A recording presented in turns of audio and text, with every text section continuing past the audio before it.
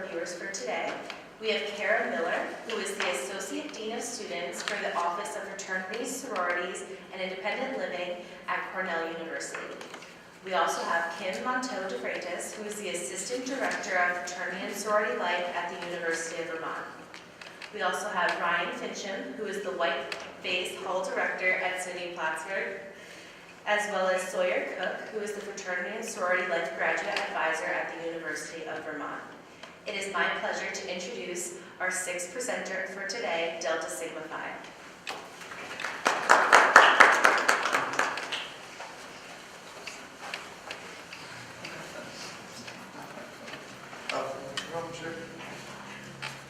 Hi everyone, how are you doing today?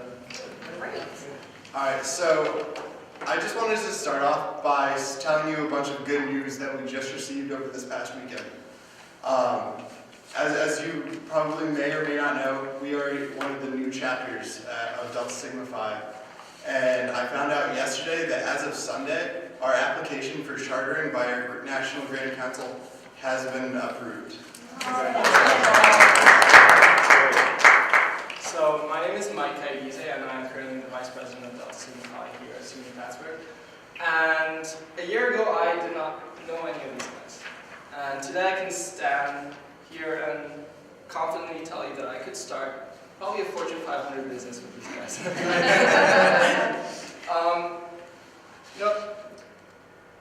I always think of Chapter of Excellence as something that a lot of organizations on campus are always pushing for and always competing for, but the mentality that we brought into this is, let's do our best and let's get through this year, because it was a very challenging year for us. Ups and downs constantly. And I'm just amazed that we're standing here right now, just having heard the news of being chartered. And I'm trying not to cry right now. Just all the sleepless nights and all the long 3-4 hour chapter meetings and all the canceled events and all the successful events just have brought us to standing here as brothers and happy to be here and just ecstatic, honestly. Introducing myself. Okay, so I'm William Hodge. I'm the Secretary and Member Educator for Delta Sigma Phi. So in the past year, our chapter, we set high goals. We came on saying we're going to raise this much money, we're going to do this much community service, and we fell short of many of those goals because we tried to pack so much in. But I think in a couple of words, that Chapter of Excellence isn't about being excellent at everything. It's about striving for that excellence. It's about working your hardest every day to get there. And I think our chapter has excelled in that area. We may not have the best community service or the best raised philanthropy, but we do try as hard as we can to make more, to do more. And you see our brothers constantly asking, well, how can we do more? What else can we do? There's still a week left of school. Can we put another event? So I think pushing towards that and success, I think we've achieved it. We've gone as far as we can in the past year, and I think I see us doing greater things in the next year to come. We've seen our faults, we've seen where we don't have our strengths, and we're learning to conquer those by working with people who do have them, our national chapter helping us. And it's not just in our own chapter that we strive for excellence. Outside of our chapter, we have over 50% of our chapter holds exec positions in other clubs and organizations. My name is James Mackey. I'm the Vice President of Membership Development. One thing that I wanted to speak about today is our brotherhood. Something that we've done to help foster that is we created a shared values document with our chapter advisor. So basically we all sat down in a room and kind of spoke about what was important to us and why we joined this organization and the direction that we wanted it to go in. And it definitely was part of our retreat that we had done with Nationals when they came here, but then we thought it was important to kind of sit down and do it again, that we knew each other a little bit more and kind of understood where we were coming from. So the things that we came up with were brotherhood, respect, accountability, diversity, service, open-mindedness, and growth. So basically, what we did is we broke up into groups and we kind of decided what those different values would look like for members of our people that weren't members from the outside looking in. And in terms of brotherhood, it's just communication, being there for each other, understanding each other's different viewpoints and coming together in that, which ties into our diversity. We are one of the most diverse groups on campus. We do have, we were the first organization to implement a diversity chair this year, which has been very successful. We're kind of still laying out the groundwork for that position and what we would like it to accomplish. Another thing that we taken into account is accountability. When we first started here, we were definitely overusing our standards procedure, sending everyone to standards for like minor infractions. And what we realized is that that's not really the most effective method. If you want to hold somebody accountable, you're better off doing that from a brotherly approach than an authoritative approach, because you get the response that you're looking for. We spoke about diversity. In terms of service, as you have seen in the application, we've been partnered up with the Red Cross. We did 2 different installations for smoke detectors this year, one in the fall semester and one just a few weeks ago. A few weeks ago, I believe we installed 96 smoke detectors in 35 homes, and that was in the city of Plattsburgh and Peru. And then open-mindedness, that ties into diversity and brotherhood and accountability as well. And our growth is just kind of pushing each other to be the better men that we all want to be, and setting high standards, as Will had spoke about before. So I guess I'll kind of pass that on to whoever else wants to. My name's Maxwell Cobb, and I just want to keep it simple and say that I'm very proud of all my brothers and happy we could get to where we are now. I know everyone worked really hard to get here, so that's all I really want to say. All right. So we talked about some of the places where we do have some faults. Just like every chapter on campus will have certain faults. But now I wanted to talk about some of the things that we do fairly well. And one of them is academics and recruitment. So over the last 2 semesters, and the semester where we were only on campus for a month when we were first brought here, we have strived academically very, very well.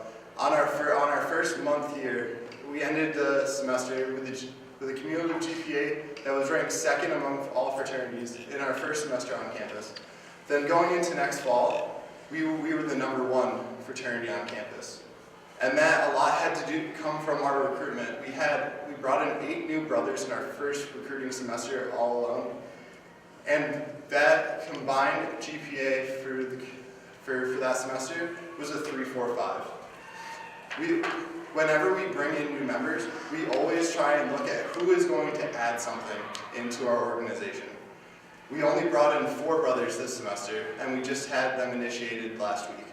But each one of those individuals is going to bring something, whether it's grades, whether it's a desire to do community service work, whether it's a new way of looking at things. All of our new brothers, we know and we have a plan for, and we feel like they're going to do very well within our organization. So one thing I wanted to touch on also is why we're all here, is why we all came together. I remember the first meetings we had when the national representatives came, and they started asking us, why aren't you trying to join another fraternity that's already on campus? Why do you want to be a part of a fraternity that would be coming onto campus? And the overarching theme was the legacy. And that's what we're trying to build towards, is setting up a legacy of not only consistency, but excellence. And excellence is something that we would be defining ourselves as a group. Involvement in the community, involvement within the campus itself, trying to reach out to other organizations, trying to kind of forge those relationships and have events with other organizations, because at the end of the day, we're all trying to do good. Our philanthropies, even though they might not be the same, they are still benefiting other people. And that's something that I realize should never be competed for. You should never compete to have the best philanthropy. Because if another organization is doing something for sexual assault, then we should want to help them raise money for sexual assault, as much as they want us to, as much as they want to help us to raise money for the Red Cross. And that was kind of the attitude that we took going into this. And right now we do have an event coming up with Autism Speaks coming up and Alpha Sigma Phi. And we're just trying to be there for other organizations because they were there for us when we just started. And we're really grateful because we would not be here if it wasn't for the greater Greek community on this campus. And to start into kind of a conclusion and wrap up of everything, the reason we want Chapter of Excellence is because in about our first month together as a brotherhood, we all sat down and set our goals for the next year. And one of those goals was, well, we want to sit here next year and be able to say we are a Chapter of Excellence. And that was back before any of us were even initiated into Delta Sig. We decided, you know what, this is what we're going to strive towards. If we don't get it, you know what, we tried. But that was our end goal for this year, and sitting here and looking back, I think we've all worked towards it in our own way and setting all the different, all our different activities that we want to push and getting everybody cohesive into one goal. And it wasn't just like, oh, a couple brothers wanted it and everyone else joined in. It was an overarching, everybody wanted it. I'm kind of getting into that a little bit more. I think one of the most difficult parts of this year was just trying to hit all those different points. Because there's other organizations that are kind of already established and they know what they're doing and they have methods in place. But we had to do the groundwork and we had to figure out how to do everything. And thankfully we had a lot of support within the Fraternity and Sorority Life office, other organizations on campus that assisted us and got us to where we needed to be, as well as our national representative, And our excellent faculty advisor, Dr. Morgan. Thank you very much for having us here.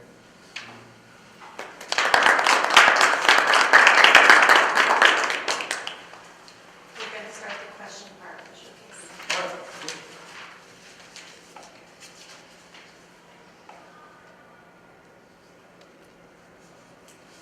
Congrats on getting your charter. Oh, That's thank amazing. you.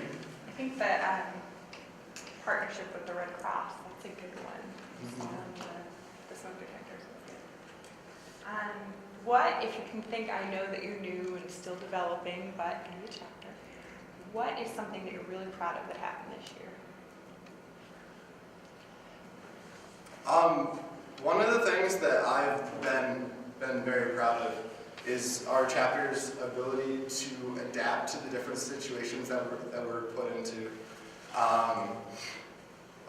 We haven't exactly, none of us had ever created philanthropy events, and our ability to grow philanthropy-wise has been tremendous. Last semester, we set big goals. We wanted to raise like $1,500. We did not do that. A couple of our different philanthropy events fell short, and it didn't happen. But this semester, we're well on our way to raising over $1,000 for various philanthropies, whether it's for the Red Cross. We're also doing an event for RAIN later on in the semester. We're doing a soccer tournament with Alpha Sig, which was mentioned. We're doing an event with Autism Speaks. We're doing a dodgeball event, I believe, which is next week. Next Tuesday. And we have a blood drive going on right now. So we've been doing really well at adapting and changing how we do things in order to see the best results. This is a lot of momentum that we're looking to ride into next semester and continue and beat our goals, which has been something that I've seen us do over and over again, is just continuously improve. I'd also like to add one thing I'm very proud of is our brotherhood. I just want to personally thank James because he stepped in halfway through while he's doing an intern term as VP of Membership Development. And since January, I have never felt closer with a group of individuals as I have been getting with my brothers. And for me, that's something to be proud of because last year we were all strangers, and now, like I was telling Levi a couple minutes ago, in 30 years I want to be hanging out with all these guys, and definitely some of these guys will be the best men at my wedding, so that's something that I'm very proud of because that's something that I didn't think I was going to find. It's kind of where I was going to go with it, is the whole brotherhood that we've developed over the past. We did have a really large class. We had 26 members that started all at the same time and had no idea. I didn't know anybody else in the organization, and we really grown to love each other over these past few months. When did you start? Actually, like a year ago. A year today around. Yeah. Okay. Yeah, they started recruitment maybe the end of March, and we were all initiated early May. So we haven't even been brothers for a full year. I had a question about, so as a newly chartered chapter, I know some of the difficulties with that can be retention and maintaining numbers and maintaining that growth period afterwards. So what initiatives do you have set forward, or do you plan to put in motion these next couple of years to hopefully maintain that growth, or maintain the current membership that you have right now? So, I mean, I guess our main appeal for recruitment has been, founding father. And when somebody hears that, they want to jump right on board. So, kind of getting away from that and getting more towards the future is our main goal. So, do you want to help us keep this going?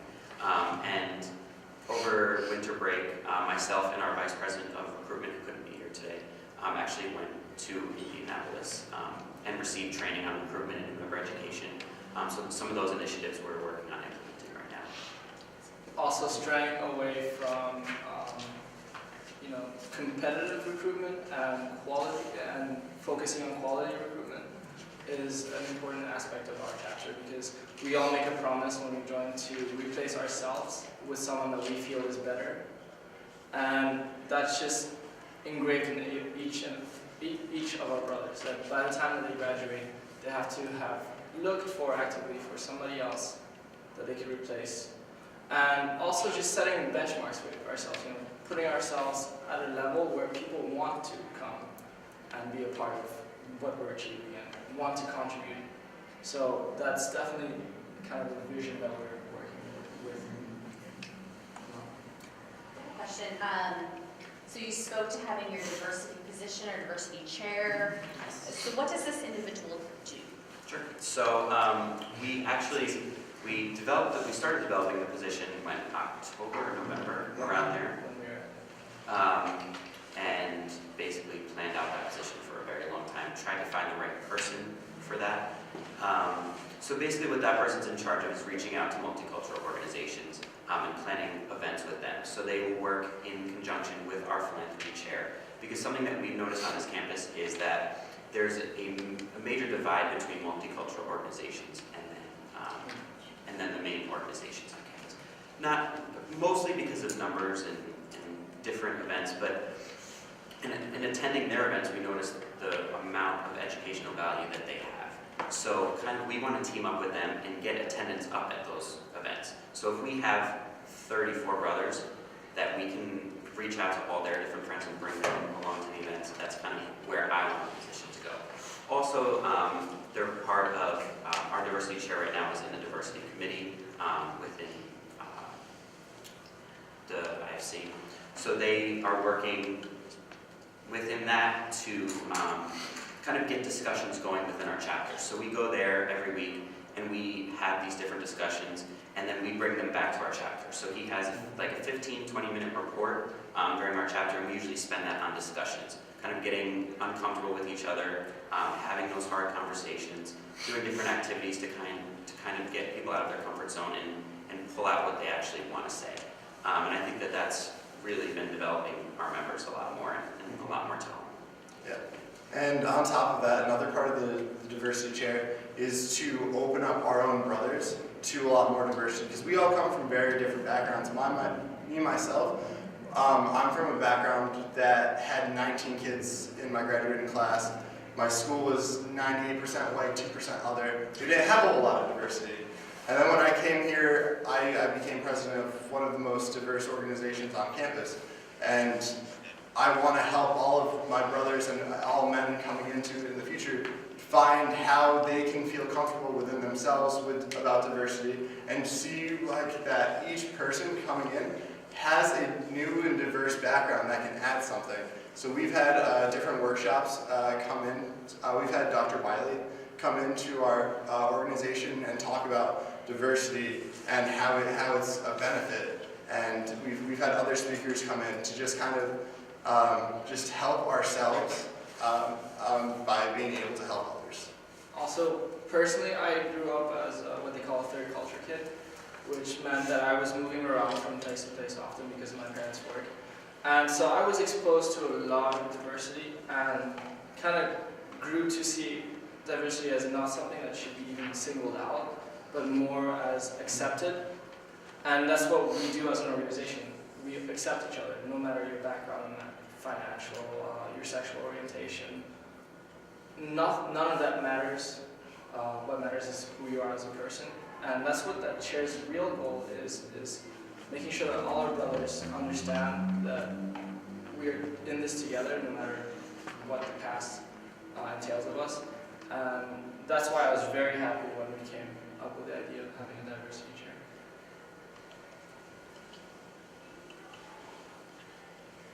You talked about not having like a competitive recruitment process and having more of like a quality recruitment process. And how does that look? What do you mean by that? So when we are trying to recruit in men, we put out that, these are our values. You're going to see our values put right out there. And we're a values-driven organization. That's what we strive to do, is make sure every member lives our values in their life.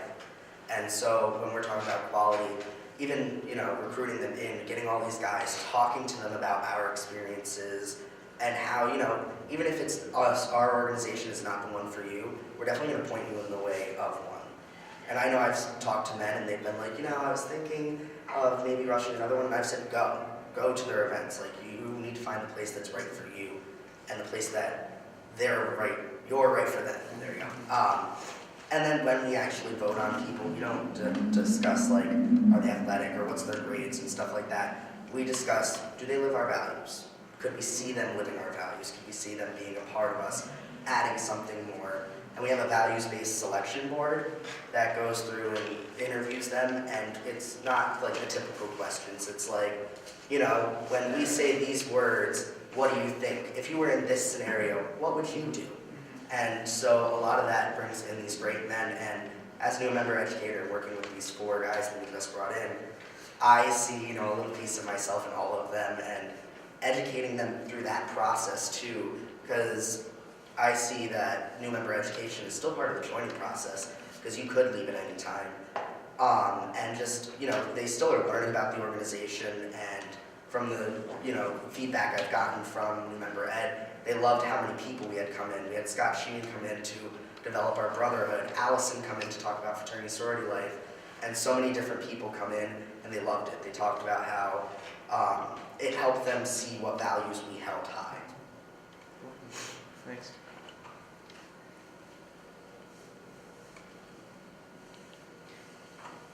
Is there any more questions? Thank you for coming today. Thank you.